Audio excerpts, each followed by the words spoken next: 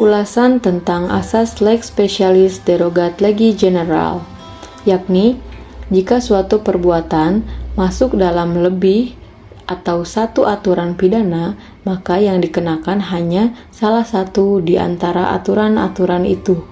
Jika berbeda-beda, yang dikenakan yang memuat ancaman pidana pokok yang paling berat.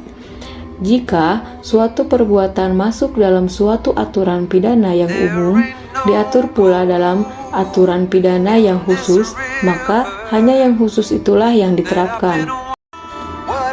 Hadami Sajawi menyebutkan bahwa jika ketentuan pidana khusus berhadapan dengan ketentuan pidana umum dapat berakibat atau menjadi kebalikan atau pengecualian dari sistem absorpsi.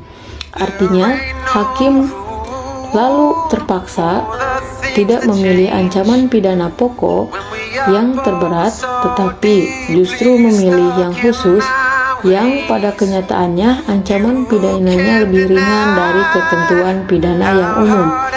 Sederhananya, jika terjadi konkursus idealis yang salah satunya merupakan aturan yang bersifat lex specialis, yang menjadi fokus bukan tentang pidana yang terberat, namun yang menjadi fokus ialah aturan yang bersifat lex specialis, tanpa melihat ancaman pidana lebih berat atau lebih ringan jika dibandingkan dengan aturan yang bersifat umum atau lex generali. Contoh kasus di sini yaitu ancaman hukuman penjara selama-lamanya 15 tahun, yakni pembunuhan. Namun apabila yang melakukan itu seorang ibu terhadap anaknya yang baru lahir dan perbuatan itu dilakukan terdorong oleh kekhawatiran akan terlihat bahwa ia melahirkan anak sebagaimana diatur dalam pasal 341 KUHP dengan pidana penjara maksimal 7 tahun, maka dapat dikatakan bahwa pasal 338 KUHP merupakan peraturan umum terhadap pasal 341 KUHP sebagai peraturan khusus.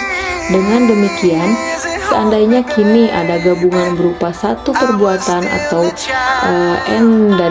endach semenluk, pasal 341 KUHP yang berlaku meskipun hukumannya lebih ringan daripada pasal 338 KUHP.